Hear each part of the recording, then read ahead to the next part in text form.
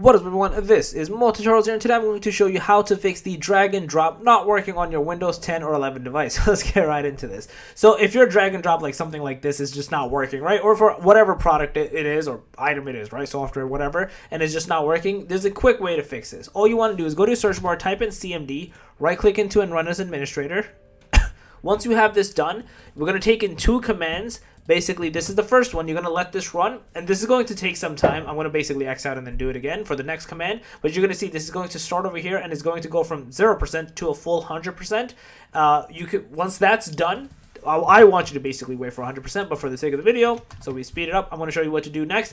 Is you're going to run command prompt again, or you're going to stay in command prompt, and then run this second command. And a similar concept is going to happen for this also, is you're going to go from 0 to 100%. Once those two are done, you should be good to go. Restart your computer, and you should not have this error persist any longer. So yeah, that's basically it.